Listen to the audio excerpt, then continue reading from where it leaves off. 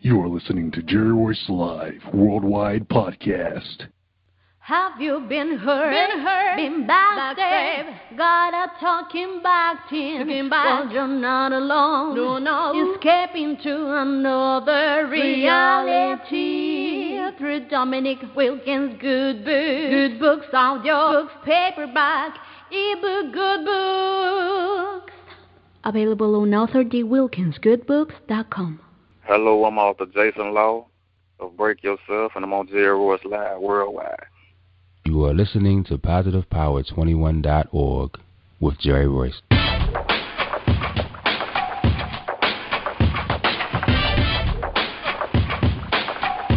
What up? It's your boy Kano Kingston.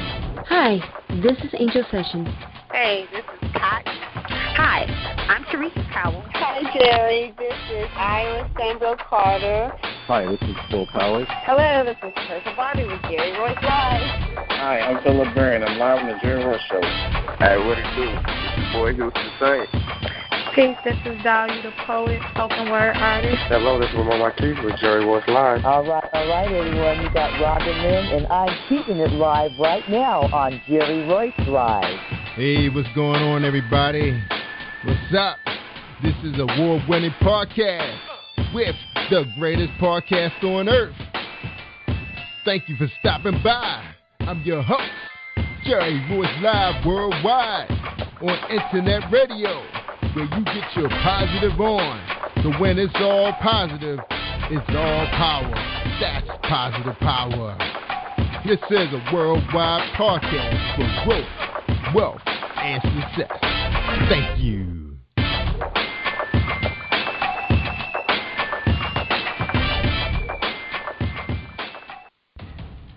Think you know how drugs get in those little brown bottles? Think again. Set in the green hills of western New Jersey, inside the gilded halls of power of a U.S. pharmaceutical company where decisions are worth billions of dollars and human lives worth less. Nicholas Harding, a young executive at Marshall Pharmaceutical, finds his career, family, and life in jeopardy.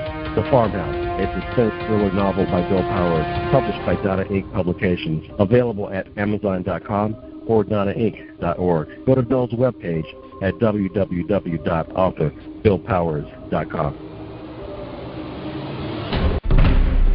Are you looking for the next great read? A book filled with love, passion, betrayal, and intrigue. The award-winning novel, Season of Change, by Tamika Patrice Kane is sure to satisfy your literary sweet tooth. Check out this must-read book reviewers are calling uplifting and emotional. And exceptionally great read, deeply intense and thought-provoking. Order your copy today, available in paperback and ebook on Amazon.com or at www.tamikapatrice.com. Are you an author looking for promotional services or a reader looking for a great read at low prices? In this competitive world of books, Writing Royalty Promotions is dedicated to bringing authors and readers together to build a greater respect for literature through our various promotional services and online bookstore. So head over to WritingRoyaltyPromotions.com and check us out.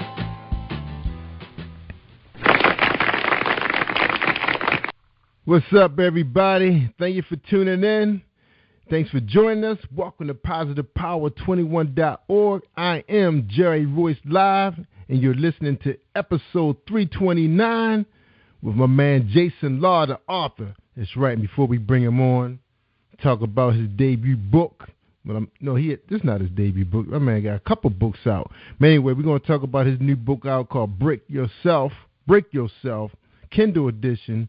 My man got stars all across the board. But before we talk to him, we're going to run our sponsor for tonight's show, and that's my man, James Deshay, the romance guy, the poet. Are you looking for a great book of poetry that is romantic, heartfelt, and full of male emotion? Then get Thoughts, Love, and Reflections by James K. Deshay. That's Deshay. Go to www.jamesdeshay.com. You will enjoy Thoughts, Love, and Reflections. All right, that's James Deshay. Don't forget, my man got a show that's featured on Saturdays. You can hit him up on his website again at jamesdeshay, DESHAY.com. Find out when his podcast is live. They have some very interesting topics. He's breaking it down. Work with that brother. Help him out. Support him. We got to support each other. We need podcasts. We need independent media. Because you guys know Facebook taking a turn. It's not going to be free. That's right. They made their money and they ready for some more. So it's not going to be free, y'all. So we're going to have to find some other venues to reach mass audiences. That's right. People seeing the results already. 6 views, 2 views. We've been posting 200-300 times all day. That's right, y'all. It's a new awakening. All right. Enough of that. I'll do a webinar later. Right now, Jason Law ready to come out here, talk about his new book. Let's read his bio. Jason Law grew up in Rome, Georgia as a young troubled youth. One day, life took a bitter turn when he had a run-in with the law that landed him in prison at the age of 15. While in prison, he began to write and completed numerous books. Once released in January 2009, he self-published his first title, Break Yourself. Up under welcome to he got a company called World Publications. He did so within 6 months of his release. Unfortunately, he went back to prison that same year, December 2009, not staying out a full year. He then served an additional 5 years before he could get his company, Welcome to My World Publications, fully off the ground. He's now back on the grind, going hard in the paint, trying to make all what's worth so he can make his success. That's right, he's trying to be successful. Book title, Break Yourself, is on Amazon. All the links are out there. You can Google them. And we're going to welcome Jason to the show. Let me release him real quick. Here we go. Jason Law, welcome to PositivePower21.org with Jerry Royce Live. How you doing, man? I'm doing all right. All right, Jay. Yeah, man. We're glad to have you, bruh. You know, we heard you on the show earlier today. We're checking you out, man. You did really good. Did a great job. I understand it was your first show, but you did a great job. And that's what it's all about, just getting experience, man, and, you know, spreading, you know, what you do to people.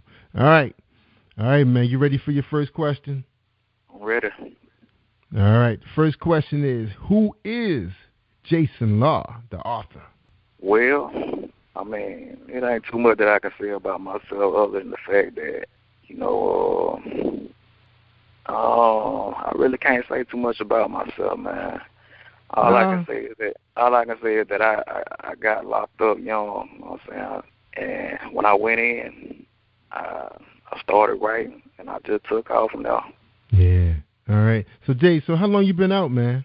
Well, you know what I'm saying, January 2015. All right. You said January 2015? Yeah, January 2015. I mean, half of my life I've been locked up, man. 15 years. All right, now let's back up a little bit. Now you grew up. Now is that Rome, Georgia? Yeah, Rome, Georgia. All right, well tell my audience a little bit about Rome, Georgia. You know, you got in a little trouble there. So you know, how much trouble can a person get into Georgia? I always thought Georgia was a nice place to grow up, man. Yeah, you know, yeah. Royal area. But you know, you can get in trouble anywhere. I mean, it ain't. I don't know. I just went haywire. Got caught up, caught some charges, and went down the road. All right. Now, 15, man. So you were in high school. What's that, like 9th grade, 10th grade? Yeah. I was in the 9th grade. So what kind of student were you, man? Obviously, you must have been a writer. You know, you penned a couple books. So what kind of student were you in middle school? Well, you know, I did pretty good in school. You know what I'm saying? I probably would have wound up graduating if I wouldn't have got locked up. But when I went in, I got my GED, and I got some type of education up under my belt. You know. Yeah. Try to make the best out of the time that I did. Mhm. Yeah. So where did they have you? You know, where were you? Where were you? What institution were you in what state? I was a little bit everywhere. I bounced around. I was in Alto, Reedsville, Hayes, Dodge, I was in quite a few camps. So Jay, when they do that to you like that, do they make it convenient for the family, man, that they can come visit you, or they just make it hard if they? Yeah, that ain't their concern, man. All they worried about is getting you to a facility and putting you in a bed. You know what I mean? They don't care where they send you to. You can be from Rome or wherever, Atlanta, and wind up at the bottom of the mountain. You know what I mean, those folks they just want to put you somewhere to house you. So they can make some money off of you. That's what it's all about. Yeah. You guys making them money. All right. So did they have you working, man? What kind of jobs, did you have? You were able to pick up some decent skills? Oh, you mean as far as like detail wise? Yeah, I know sometimes they give a lot of job training. I had a couple guys on the show. Yeah, well, I did manage to get obtain a certificate in culinary arts and automation detailing, and that was pretty much it. So I worked the kitchen. That was my little detail. That was pretty much it. So you got some culinary skills, man. You can throw that. You can cook for an army. No, not really, man. They just taught you the basics, the fundamentals. I mean, boiling water.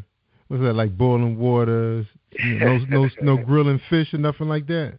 Yeah, I really ain't just no hell of a cook, man. I mean, but maybe if I can get a hold of a cookbook or something like that, I follow directions well, That's right, man. You'd be surprised. That's right. Just think, man. Now, look, man. I used to work for the Urban League in the Office of Employment Development. We were contractors, and I used to get a lot of guys that were got locked up early, and before they finished high school, so they got out. They were young. They were ready to get in the job market, and man, those guys could really throw down. Man, they were always able to get jobs as short order cooks, and made pretty decent living. Man, they would stay on those jobs because you get a report back saying that they stayed on the job for more than 30 days so we can get our credit from the state. And a lot of those guys did well, man. Bounced around a couple different, not like fast food places, but places where people want subs and, like IHOP and those kind of places, breakfast places, Right. Yeah, I mean, they give you, the way they used to do it, they used to give you a lot of training and stuff that you can actually use when you got out. But now, the way the system is, I mean, it ain't like that. No, it ain't rehabilitation. It's more like they just put you. I mean, they done took a lot of the prison out of the prison. Yeah. A lot of those kind of services are gone now, huh? Right. All right, man. Now you had a lot of free. Now, one guy told me he had a lot of free time, man. So he was able to pen books. He would just write them down with pencil. He didn't have no computer, and he would just write them out. He wrote like 2-3 books. Now, was that the case with you? Were you able to publish anything while you were in there? While I was in prison, I wasn't able to do nothing until I got out. That's when I self-published. But I was really when I was doing time, I was really inspired by Vicky Stringer and what she did and how she came along and got her company out the ground. Cause she pretty much went through the same thing that I went through. I'm saying pretty much the same struggle. So you were you an avid reader while you were inside? Did you have an opportunity to do a lot of reading? Different types of genres. Yeah. When you locked up, man, you got so much time on your hand. I mean, reading is one of the main things that people do that are locked up. Because, I read several books. Now, having so much time on your hands like that, Jay, were you able to really get into some really? I mean, do you guys have an opportunity to get good books, man, or like whatever you can get your hands on was going to be your good read, or were you able to get some good quality books? Yeah, I mean, you can get good quality books, man. You can get your focus in your books in here, and they also got a library. I mean, they got pretty good books, man. You got access to pretty much whatever. Now, Jay, a lot of the guys say this, man, and you tell me if this was your case. A lot of those guys get in there, they say they get into some books that changed their life. They said, wow, if they would have read that book like early on in their life, they would have left the streets alone. Did any of the books affect you the same way? Well, no, because I don't see them as something that I can really get a lesson from. I mean, at least the books that I've read, you know. Okay. Yeah, I never really looked at them in that way. Oh, you didn't read, so your genre was more what, like urban lit? You didn't read any of the books like management books, self-empowering books, those kind of genres? Yeah, you know, I read books on business and publishing. Yeah, I read like real estate. Yeah, I read a lot of beneficial books. You know what I'm saying? Yeah, things that self-help. actually, that I can actually use. But I read a lot of them. So they didn't affect you no kind of way? Like, oh, man, I can't wait to get out and start doing this stuff. I mean, it didn't really inspire you? Right. Yeah, I mean, it put a lot of thoughts in my head to get out and try something different and go a different route. Right. You know? Yeah, I mean, I'm sorry. Now, one of the things, you know, that I didn't get from the interview that you had, you know, we was talking about, you know, the trouble, you know, being a troubled youth. What made you a troubled youth? Was it that were you a follower, or were you the leader and you were the innovator of the group? What was the deal? I mean, I just stayed in shit, man. I mean, it just seemed like every time you look up, I'm in something. And when I got caught up the last time, I mean, it was ugly because the charges I had, you know what I'm saying, they had me charged with armed robbery. And armed robbery is a mandatory 10 years, regardless, you know what I'm saying, if you were juvenile or not. Because here, I don't know how they do it everywhere else, but I know here in Georgia, they're charged juveniles as adults for certain crimes, you know. Yeah. Rough down the South. Yeah, they hooked me up. Yeah, well, you know, man, Baltimore, you know, it's not easy.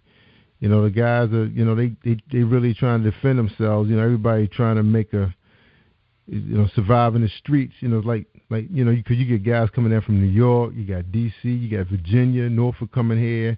Everybody try to take the streets away from the homies. Because I mean, for a long time, man, the stick up boys, man, was from everywhere else but from our street. So the boys here had to really tote guns for protection. They weren't really trying to rob nobody. It was more like they were getting robbed. You know, trying to do their business. You know, in their own neighborhoods.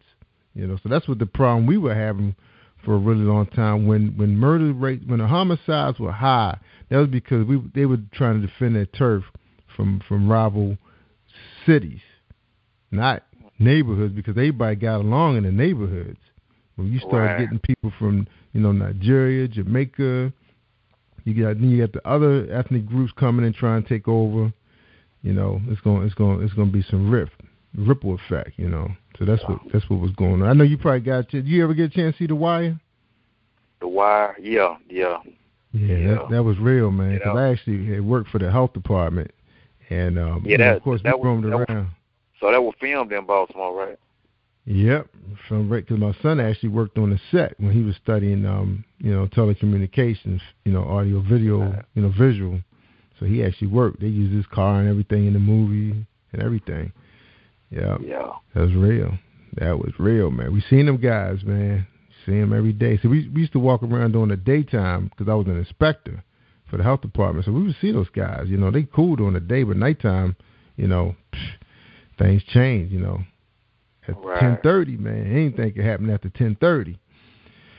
Yeah, bro. All right, man. So the good news is, you back now. Now, so tell us about your family upbringing, man. What's your background like with your family, man? What was going on with the family?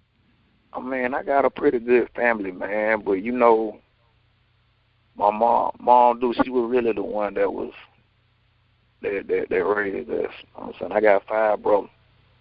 And, we just didn't have all the things that all the other kids had. Mm-hmm.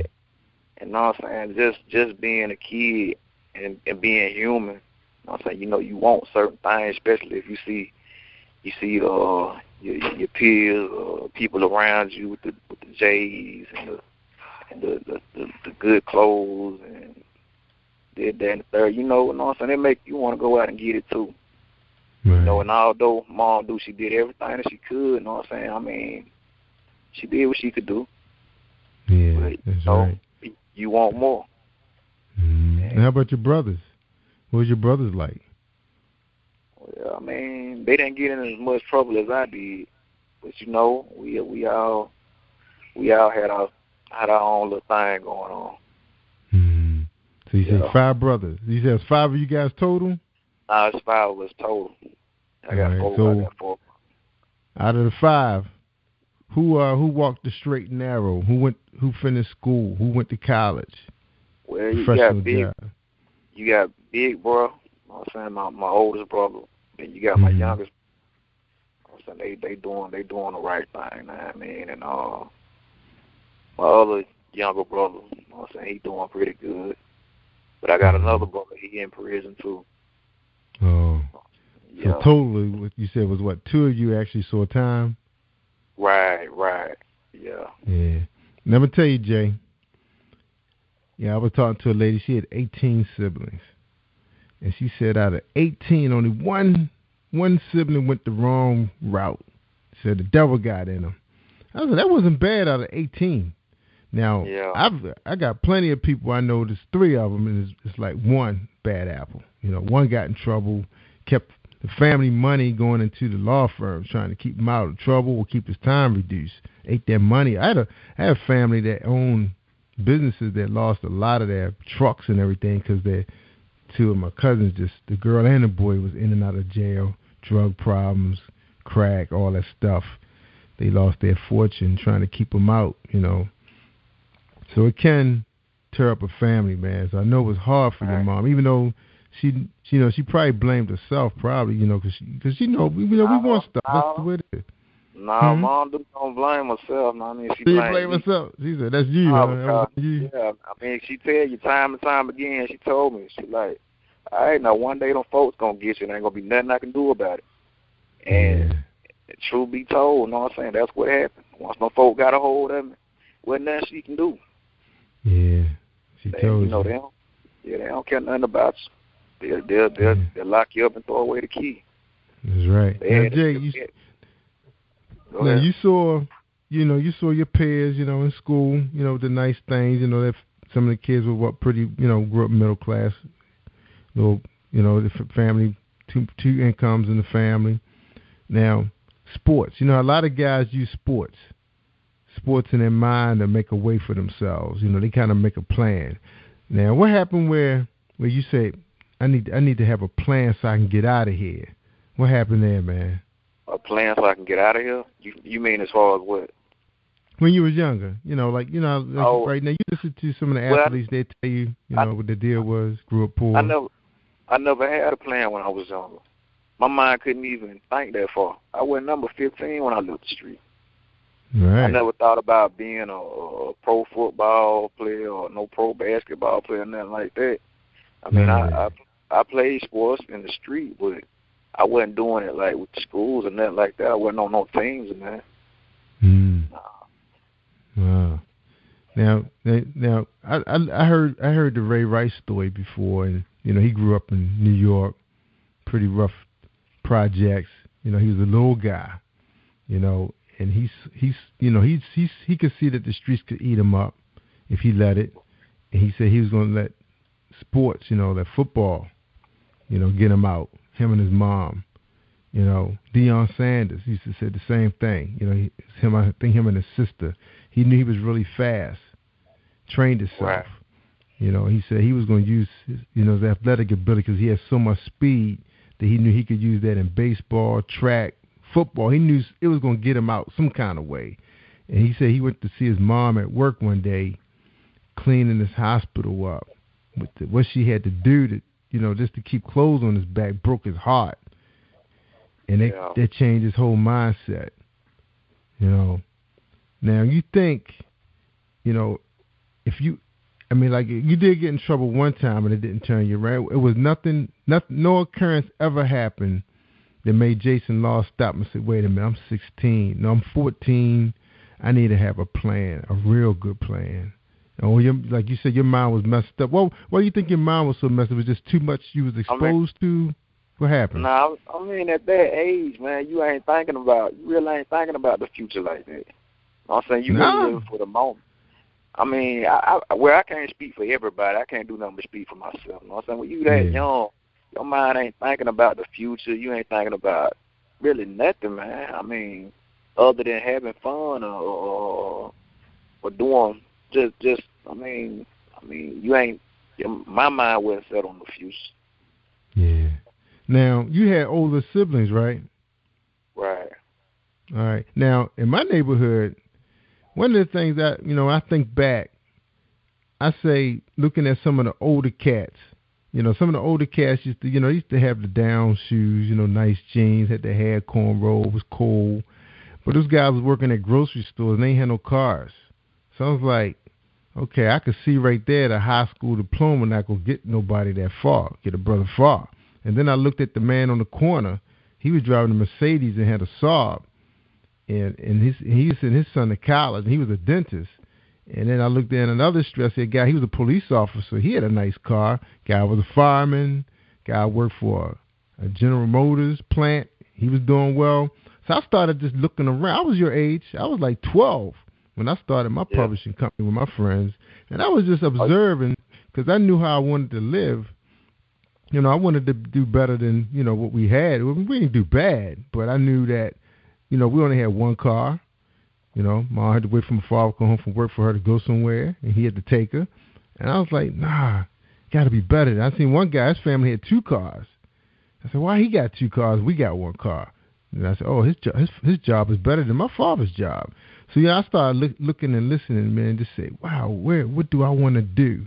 There was nobody in my neighborhood was athletes, went off for the pros and nothing like that. That was just on TV. We ain't had no YouTube. Or ESPN 360 telling stories of people's life. So I was kind of a little bit like you, man, but I was just very observant. We had guys that was in and out of jail. They would fight the police. One guy even killed the police. A couple guys took murder charges. Guys was raping girls. I was, 70s was rough, man, in Baltimore, because we were all stuffed in one neighborhood, the blacks, it's not like it was a mixture of races, Right. And it got hot, we didn't have an air conditioner, so it get hot, people get crazy. And I had cousins in the projects on the east side, I had a cousin, he got out being a musician, and he ended up going to college on a scholarship because he could play the drums, and he ended up becoming a mathematician, went to the Navy. So, I started seeing people start using their natural talent to make a way for themselves. Whether they was good for fixing cars or whatever it was, I just started looking around. But I can understand what you're saying, because sometimes, you're thinking about having fun. You can think erratic, you're all over the place, So that can happen. So I see some guys that was erratic, and a lot of them not around today to even talk about it, They didn't have no patience, Now, all that experience behind you, you're moving forward. And that's what we're going to talk about in the top of the hour. We're going to talk about your publishing company, your book, Break Yourself, and your company, what is it called, Welcome to My World Publications? Welcome to My World Publications. All right, so that's what we're going to throw down on, man. So we're going to listen to this message real quick. We got 2 commercials. We'll be right back with Jason Law. That's right, the author, Break Yourself. Hold tight, everybody. We'll be right back.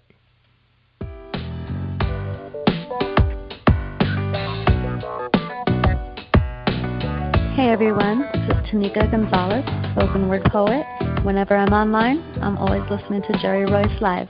You can find Jerry on www.spreaker.com. Positive Power 21.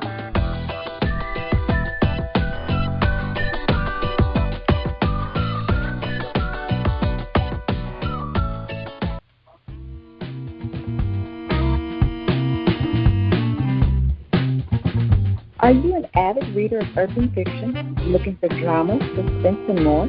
Reese World Publishing is dedicated to bringing the world's best literature to our readers. Urban fiction, erotica, sci-fi, mainstream fiction, and children's literature are just some of the genres produced by our diversified family of authors. You can reach us on Facebook, Twitter, Instagram, and at our website, www.reeseworldpublishing.com. Are you looking for the next great read? A book filled with love, passion, betrayal, and intrigue. The award-winning novel, Season of Change, by Tamika Patrice Kane is sure to satisfy your literary sweet tooth. Check out this must-read book reviewers are calling uplifting and emotional. An exceptionally great read, deeply intense and thought-provoking. Order your copy today. Available in paperback and ebook on Amazon.com or at www.tamikapatrice.com. Think you know how drugs get in those little brown bottles? Think again. Set in the green hills of western New Jersey, inside the gilded halls of power of a U.S. pharmaceutical company where decisions are worth billions of dollars and human lives worth less. Nicholas Harding, a young executive at Marshall Pharmaceutical, finds his career, family, and life in jeopardy. The Farmhouse, a suspense thriller novel by Bill Powers, published by Donna Inc. Publications, available at Amazon.com or DonnaInc.org. Go to Bill's webpage at www.authorBillPowers.com. Hi, I am Arthur Crystal Alexis, and I'm on Positive Power 21 with Jerry Royce Live. Woohoo! All right, we're back with Jason Law, the author. You can find him on Amazon.com, Facebook. His book, Break Yourself. He has his own publishing company, and we're here to talk to him. His book is priced at $3.99. He got 5 and 4 stars. Readers are saying, wow, I must say this book had a lot of twists and turns going on. I was blown away. I read this book cover to cover in a matter of hours. Jason did his thing because this was definitely an action-packed and gave it a real-life view of drugs and the street life. Definitely must read. Another person say this was a great read. This book will have you on the edge of your seat through the entire book. Man, it sounds like a James Bond movie. Jason, what's up, man? Yeah. Tell us about this book, man. Tell us about it, man. What's up? Well, it's about four young cats that growed up together, you know what I'm saying, in the street, and their occupation was robbing. Throughout the book, you know what I'm saying, they lick after lick, and it eventually catch up with them. You know what I'm saying? It's very, very cutthroat. Very. Ooh. So these guys grew up together in the neighborhood, like from childhood? They growed up together. They partners now.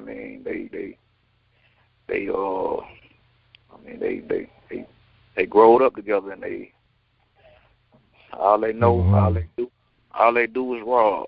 That's it. Yeah. Rob. All right. Now, did you take a little bit of this from your life, or is totally fiction? Well, it be certain things, but yes, for the most part, it's fiction. Yeah. That's good, man. It's very, very, very realistic. You can actually see these things. Yeah. So while you're reading, you can actually kind of like get a big vision of it, huh? Yeah, like the things that you read in the book, you can actually see that stuff happening. You know what I'm saying? You can actually be like, yeah, I can see that actually happening. Wow. Now, how long did it take you to pen that book, man, and even just the idea of, how you was going to, put it together? Well, you know what I'm saying, it didn't take me but a matter of like 6 months. But, there was a lot of stuff going on and moving. You know what I'm saying? I was locked up. And, but putting it together, it pretty much came to me. Yeah. Yeah. Now, did that book occupy your mind, the whole time, man, trying to put your characters in place, your scenes? And how do you write your book, man? Do you did you just let it pen itself on its own, or you kind of already had it structured, like you knew exactly what you wanted to have? Really both. I say both. You know what I'm saying? 'Cause I brainstorm and I put it together in my mind, and then as I'm writing, you know what I'm saying, there might be other things that pop up, and I throw them in there, and just put it all together like that, you know. But, yeah, everybody got their own style. Now, I heard in another interview you had penned a couple other manuscripts. Did you ever release those? No, Break Yourself was the only one that I published. You know what I'm saying? That's the first book published. And I got others waiting to be published. Yeah. And did you shop it around, or you just said, I'm just going to just take control of it myself, be my project, learn the business? You said that I shop it around? Yeah. Did you shop it around to other publishers before you decided? Oh, no, man. I jumped straight out, and I decided that I was going to self-publish when I was locked up. You know what I'm saying? I had my heart set on it. So when I jumped, that's what I did. Yeah. Good. Take your own control. Now, it's a lot of virtual publishers out there right now. Do you consider yourself to be like a virtual publisher? I mean, are you planning to bring other authors under your belt, or just going to be just your work? Yeah, I mean, but I'm trying to build the company, you know what I'm saying? But it starts with me. And once I build a brand and build a fan base, then I can bring other authors in up under my label. Like that. All right. Now, you come out in January. You got this big bad internet, man.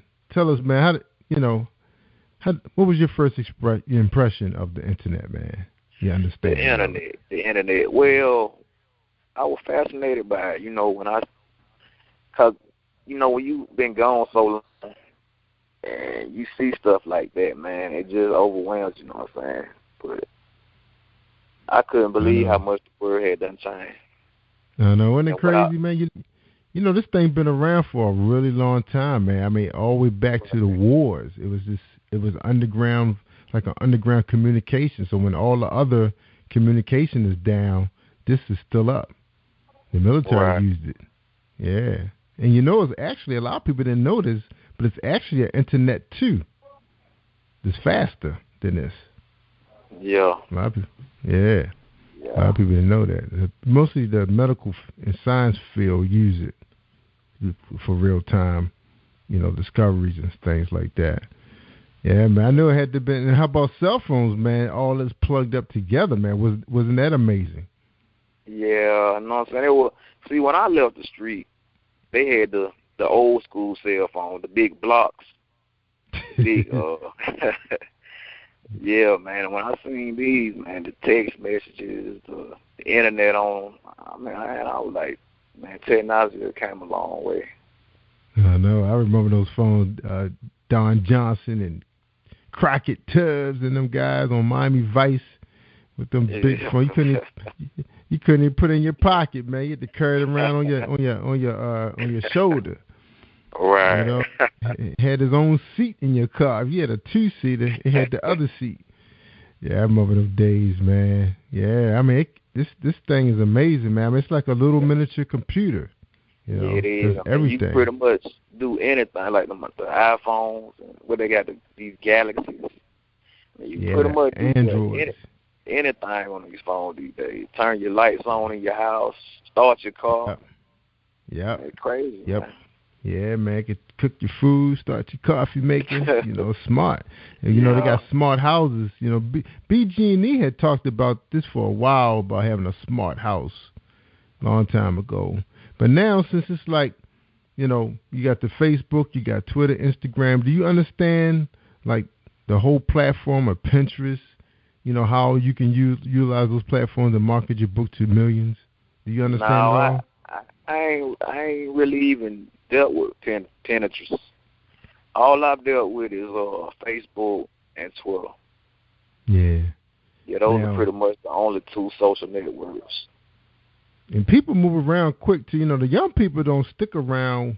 Once their parents understand it, they move to another one. So it's a lot of them out there, man. You know, the young kids know. They know who they are, and they keeping it quiet now. You know, so we can't spy on them. Yeah, that's right. But they don't know. I could shut their whole phone system down right from my computer, and they won't get nothing. Yeah. Yeah, I told my son today, I said, "Man, if you don't keep this room clean, man, I'm going to shut your Wi-Fi down." He said, "Yeah, you won't have it neither." I said, "Yes, I will. I'll be still plugged up. I can unplug you." Yeah, they don't understand, man. Now, marketing promotion, man. What do you know about it? Social media, marketing, offline, online. And promotion. Well, I mean, all I pretty much do is market on Facebook and, like I say, Twitter. I mean, it ain't. I don't know of too many other avenues. I mean, those are the biggest ones. Mm-hmm. Yeah, it's a lot of traffic on Facebook. Yeah, it is. But let me ask you this though, Jay. Now, I was on your Facebook page, and I know that most of the people that you deal with, that you're meeting, they doing the same thing you doing, pretty much. They're trying to hustle books. You know, how's that working with authors of communicating, engaging people trying to do the same thing they do? I mean, do you say, "Hey man, I'll buy your book if you buy my book"? I mean, you got people that do it like that, man. But when you dealing with people that's all trying to do the same thing, I mean, you really ain't getting nowhere. You know what I'm saying? It's like McDonald's and Burger King trying to sell each other hamburgers. You know what I'm saying? What I'm gonna sell you a hamburger for when I got them on my? No, so I'm trying to sell my own hamburger. Mm-hmm. So I mean, but yeah, you know, it's a networking thing. You know what I'm saying? You get a lot out of networking with people. You know what I'm saying? Helping them out and however you can help them. You know what I'm saying? I try to help them however I can help them. Cause that was one of the first things I noticed too, man, when I was watching how, you know, you go in some of these groups, and then you look and you say, "Wow, it's like the same people in the same group." So they in there posting like 200 times a day in the groups with the same people. So I'm like, you got to be spinning your wheels, man. It's like you guys got to be stuck in mud. And then you get a lot of fights. That's why a lot of fights out there, because people frustrated. Because some people have figured it out. Because I'm reading now that, you know, because Instagram is now allowing you to do, you know, a few seconds video, people using Pinterest, you know, because Pinterest is a real quick thing. That's an impulse buying thing. Because if you don't buy it, then you may not see it again. See, that's the thing about Pinterest. Was really designed for the fashion industry, for women. So in other words, if Jason Law had his own shoes out, Jason Law pumps, you know, you selling shoes for women, and you put a pair of red pumps out there, and she said, "Oh my God, I've been looking for them." If she don't buy it right then and there, she will never find it again. That's how that works. Yeah, it ain't like you can Google Pinterest. Once that thing moving, it's moving. I think it is a way you can try to put the brakes on it, but the whole objective is to get you to make a quick decision. Yeah. Just think about that, man. If you was locked up for a couple years, right? Right. If you had an IT background, I mean, you was a programmer, and you had all that time, you probably could have masterminded some type of program similar to that and said, if you think about it, Jay, you smart guy. You think about it now, because I'm gonna give you something to think about, just like your homework. And I mean, you really gonna have to think, man. Innovation. We talk about innovation. You talking about somebody sat back and said, "All right, who's spending the most money out here right now? Whose money is moving?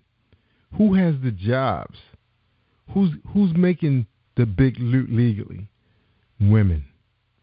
Women have taken over. It's the Oprah Winfrey world now.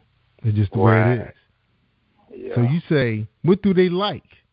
They love their shoes. They love their Mercedes, their BMWs, their Audis, their SUVs. They like their short skirts. They like their hair weave, their makeup, their nails. So if I'm a guy and I'm thinking about how am I going to capitalize on this, because I told you my core group is women between the ages of 45 and 55. They love some Jerry Royce Live worldwide. That's my group. And my job is to find things that they're interested in and get it to them fast. You know, good shows. You know, they're going to love your story, man. You told a good story tonight, man. And thank you. You shared a lot. Now, how are we going to benefit from them, Jay? How you and I are going to make money from this group? How we going to benefit? Yeah, how we going to make money from this group? We know who they are. I can't do nothing but do me. You know what I'm saying? I'm going to try to appeal to them however I can, but I can't do nothing but bring me to the table, you know? Yeah, right. And, but guess what they talking about now, man? They got this new thing say, first they used to, in business management, they used to say, write a business plan. Guess what these Top Gun CEOs are saying now to business schools? They saying, write a customer plan. A customer plan. Yeah, that's just like, say you got an ice cream truck, and you went to Sam's, or what's the big box stores that sell wholesale stuff where you live at in Georgia? In Georgia? Yeah. Is it like BJ's and Sam's Club? Yeah. Costco. Yeah. All right. Say you got an ice cream truck, independently owned, it's yours. Nobody tell you what to do. You know, it's called J Law's Ice Cream, Jason Law Ice Cream, or J Law Ice Cream. You go in there, and, you know, it's your first week on the job. You know, your truck going to go out. You're going to go buy your product, get your money. You know how much you try and make.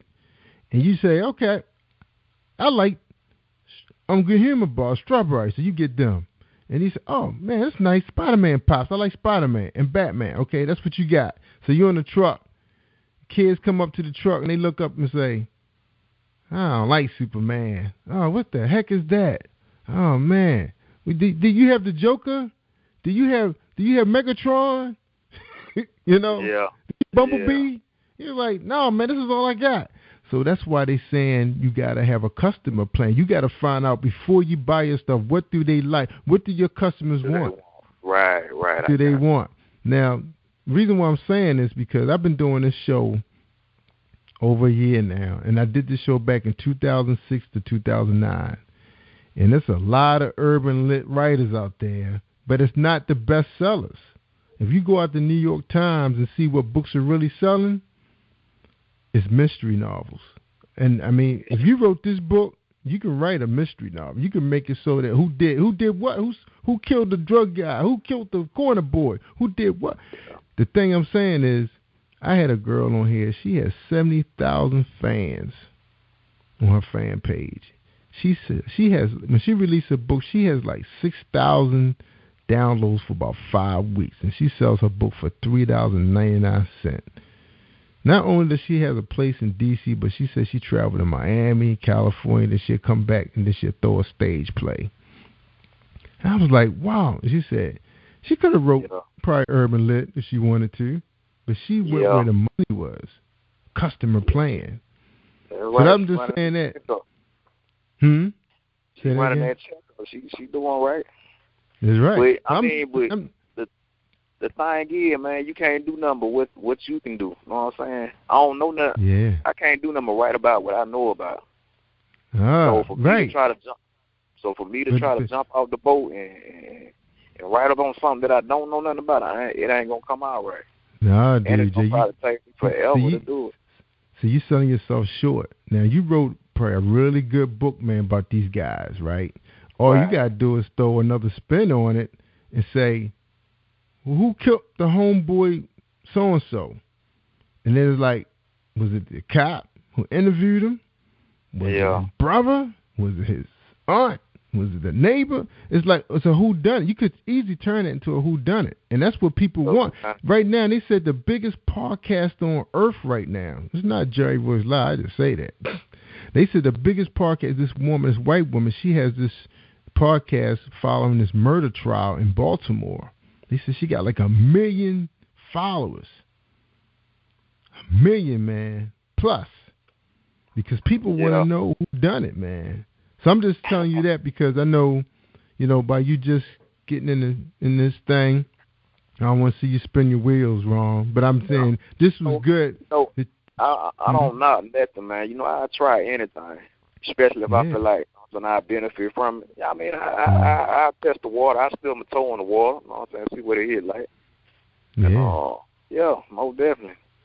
Yeah, bro, I know you could do it, man. You're a smart guy, man. I mean, just reading your reviews, man, telling me right now that you got penmanship, you know how to tell a good story. I mean, remember, Miami Vice, Homicide, The Wire, they were the top show. The Wire wasn't just the top show because it was showing the gritty streets. It was a lot going on. It was some great stories being told in those books, man. People want to know, how was they going to get caught? You know, how these guys were so smart. That was the thing. It was like, how are they going to get caught? That's what people wanted to see. Who was going to shut this thing down? You know, it wasn't about people talking about homies selling drugs and this and that. There's just so many of these books, man. I'm just telling you, from where I sit at, it's going to be hard to grind because you only got but so many people you can sell this stuff to, you know, before people like, they want to be entertained. That's why reality TV is so big right now, because people like seeing them people driving those big fancy cars, those big houses, and then in there fighting, acting hood in nice restaurants and stuff, you know, crystal glasses, and, you know, people want to see that. They looking at you. We getting a peep inside their world. Yeah. You know, and you can do it, man. I know you can. I mean, but you know what I do, man. My writing is raw and uncut. You know what I'm saying? And it all lies within the realm of reality. That. So when I write, it's gonna be something that's, when you read it, you're gonna be able to feel it. You know what I mean, that's why I say that you can see, you can kind of picture the stuff actually happening. You know what I'm saying? And you get caught up in the story. And if you just if you the type of person that's in the street like that, or you done seen them type of people, you know what I'm saying? You may be reading like, man, I know somebody just like that. You know what I'm saying? Yeah, that's right. Yeah. That's right. And I know, right? I met some guys like that too, man. You know, I'm lucky. My boys, we had a DJ group, man. That kept us out of trouble. You know, we started getting jobs doing parties, and we did house parties in some of the roughest neighborhoods in Baltimore, White Lock and Linden. Man, you wouldn't want to get caught dead in those neighborhoods, but they made sure that the DJs got out safe. And, you know, we had our parents' cars and stuff, but they didn't mess with us, you know. But we played softball with those guys on Sunday, but when it was time to do business, they did business. You know, they play softball with you, but if you cross them wrong and, you know, that money, you done. You know, you 6 feet down. And you know it. All right, man. But look, man, sound like you're doing your thing. I just threw some things out there for, you know, by you being a publisher now, a CEO of your own company. Just wanted to let you know what Jerry Royce Live is seeing out there. You know, and like I said, I see fights out there because people frustrated, they're not making the ends. But I'm just saying that I know what people want to read. People want to be challenged. You know, sometimes they don't want to read where they from. It's like, you know, they want to be challenged in mind. People are smart now. These phones are taking people to another level. You know, we got all these business webinars. Check out these webinars. People talking about, you know, what's going on with Facebook, how to market on Pinterest. You can go right out there on YouTube and learn anything. I fixed my high definition TV because my wife didn't want to throw it away. I fixed that thing twice just using YouTube. You know, I fixed my plumbing. You know, about to do it again. I learned how to set up this system. If it wasn't for YouTube, I wouldn't be right here, right now, doing this and, you know, this quality broadcast. You know, learn how to, you know, manipulate electronics and stuff. My parents didn't send me to broadcast school. They said no. I wanted to go bad too, man. I've been for this vision, man. But they said no. You gotta go to community college. And they didn't have radio broadcasting. They just had TV. Yeah. And there wasn't no room for no brothers in TV. You know, they just want you carrying a football and slinging a baseball bat and bouncing a basketball, right? Right. That was the only option. That wasn't big enough to see. You see them dudes out there now, man, playing basketball. They should be playing football. So you know what's up, man. Yeah, Jay. But you're doing a good job, man. I mean, you just getting out of the gates, man. I just wanted to just let you know what I see, what I'm hearing, what's going on, the trends. You know, it's all about the trends. You know, how to make money. You know, without getting frustrated. Yeah. You know, moving forward. You know, you want to have a family one day, you know, nice crib, nice ride, you know. You know, they got this thing called hobbies. That's what happened after 5 years when you don't make no money. It's called a hobby. A hobby. You ever heard that one before? Nah, I ain't never heard that one. Yeah, bruh. The government won't even charge you taxes. If he make the money after 5 years, they say, man, that was a hobby. Yeah. Yeah, just letting you know, just telling you what I see, man, to one brother to another, man. All right? It's up to you what you do with it, but I just want to let you know, man, that you got to look at that New York Times bestseller list to see who's making the real money out there, man, Yeah. And you got the skill set to do it. You just got to study. Read some James Patterson books, man. That dude that teach you how to do it. Stephen King. See, you could turn a hood flick into a monster movie, man, or a paranormal. Them girls make some money too, man. Them ghost flicks, man. That you said that I thought about making an urban horror novel, man. Cause you don't see too many. Well, I ain't seen none like that. There's some movies out there. Yeah, it was some out there that was produced. Yeah, I haven't read there's some books out there, but I know there has been some movies produced, like by the Weinstein brothers, like just those flicks they did. They were like kind of like hood, kind of, but mixed in with a little Valley Girl stuff, Yeah, you could do it, bro. And guess what, man? You can actually out there do your own trailers, man. Get some people to act out some of the scenes for you, man, so you can, really do your thing on YouTube. That would be a good idea, man. I was thinking about, like, after the book, the book do well, the book take off, branch out, do plays, DVDs, try to make a movie out of it, man. And you know what, too, Jay? People always think they need a big cast. That girl I was telling you about, I think she had 5 people in her play. I seen, man, I'm gonna tell you, I thought that Mike Tyson thing was about the best thing I've seen. That was so entertaining. Not only did he tell a great story, but he was funny too, and it was sad at the same time. Yeah. Did you ever see that? You get to see that? Nah. Oh man, you got to check that out, bro. Mike Tyson did a piece up in New York, just him on stage telling his story. People never really heard his whole story. They just saw documentaries and stuff like that. But he told like exactly how he got charged with that rape charge. Because all that was made up, man. He got set up. He talked about all that stuff. I can go for that. How he made his money. Yep, how he lost his money. I mean, he had some funny stuff, man, about Don King, how he stole from him. He was pissed, man. Yeah. I like to see Michael Vick do something like that too, man, when football all done. Because Michael Vick was kind of on a plateau of a Mike Tyson for football. Most dynamic quarterback, black quarterback you ever want to see with track speed, bullet arm, vision. And what happened? They shut him down, man. He got jammed, but he still got his money, though. Yeah, right. He was lucky. Yeah, he was lucky that he went in at a time that he was able to come back and still have his skills. A lot of guys not that blessed like that. Like Mike lost his skills, man, when he came back. Took the fight out of him, man. Bad food and stuff. Yeah.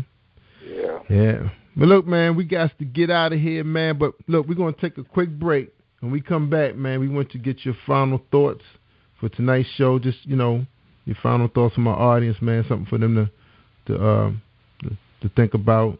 We talked about a lot, man. A lot. Right. Some good stuff for anybody, man. Anybody. All right. Okay. Hold tight real quick. We're gonna have a quick message right now. We're gonna run back my man. Oh shoot. I couldn't find that bad boy. Hold on. We just run this one back. Hi. This is your girl Cotton, the softest voice in poetry. And when I'm online, I listen to Jerry Royce live worldwide on positivepower21.org. You should be listening to Jerry Royce live. All right. That was just a quick drop. We talking to Jason Law, and I said this was a very good show. I really enjoyed, talking about this because he's talking about a young man who's been away for a while, come back and then he see a complete change of the world, just like that. Everybody plugged into their little device. That's our life. People doing business on it. People meeting people, getting married with it. meeting, doing their thing. It's like their world. Listen to music, reading, communicating. It's everything, man. Everything. And now he's out here trying to get his company off the ground. All right, Jay, you ready to give us your final thoughts for tonight's show, man? Yeah. Well, no, son, I just want to say that, we talked about the book, and I am brainstorming and getting ready to come up with a part 2 to break yourself. Let's check it out, man. I mean, it's hot. That's pretty much all I got to say. That's right. Check it out. Break yourself. And they heard the reviews. Excellent reviews. Very good, man. For your first book coming out of the gates, man. And I love to, I wish you and your company the best, man. And we hope you can come on board and be an advertiser with us so we can, make sure people see you over and over again. That's one of the most biggest mysteries of the world, man, is understanding our consumers, man. What do they want? How many times they need to see before they make a decision that it's time to buy a Jason Law book or Jerry Royce Live spoken word poetry album or whatever, like how many times they need to see before they say, I'm ready to buy it now.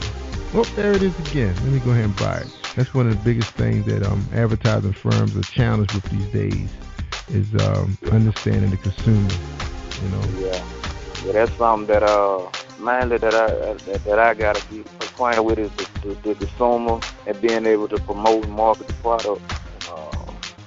But I'm gonna get it together though. Yeah, man. I mean, none of us really got this thing. Just like we thought we knew Facebook, and they about to change it up on it. Hey, man, I meant to ask you, man. Are you planning to do any touring? Like go out there. A lot of book festivals. I know you a lot of stuff is new to you, but if you go out there, it's a lot of book festivals going to be coming to different areas where you're able to get a table, sit down with your books, and meet people. Yeah. A lot of them probably already know you from Facebook. Yeah, I would, man, but I hadn't really thought about going around doing no book tours right now. But that's definitely something to think about. Yeah. Well, even if you don't set up a table, buy one. Just go out there and just meet people, man. Just see what they doing. How they do it. Sometimes you can find somebody to partner up with. Man, you might find a guy pushing a different type of book. Networking. Right. See what's going on. Yeah, man. The game changes so much, Jay. Changes, man. In the blink of an eye. You gotta move fast, man. The internet is fast, man. Next thing you know, you out there posting. Next thing you know, 2 o'clock in the morning. You gotta get up for work. Crazy like that, man. Yeah. All right, bro. We ready to get out of here, man. Again, thank you so much for joining us, man. We wish you the best with your company, your books is coming out. Anytime you need anything, you need to know something, man, just hit us up, man. We're on here for 20 hours a day. That's right. Yeah, I'm glad to be here, man. I thank you for having me. Yeah, man. I know it's good to be free too, man, and have a mission. A man is nothing without a vision, man. That's what keep a lot of us in trouble. We don't have no dreams. You get out without a plan. 9 times out of 10, you're gonna wind back up in there.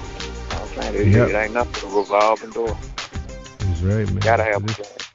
That's right. Understand the game, so you can stay out of there, man. All right, bro. Good luck to you, man. God bless you, man. Put God first, you'll be all right. All right, y'all. Big J, I tell them all the time, man, if they want to hear the good stuff, I mean the real good stuff, just like tonight. Jason Law, just from Georgia. He was a troubled youth. Now he's an entrepreneur in the game now, the publishing world. It's not all that. It's not all that great world for everybody. Some people do well, some people don't. They swallow you up. But you gotta hang in there. Hang in there, y'all. I'm Jerry Royce Live. I'm worldwide. Thank you for tuning in to Jerry Royce Live on PositivePower21.org and Spreaker.com/PositivePower21. This is a Royce Enterprises production. And don't forget about replay on Facebook.com/Jerry Royce Live.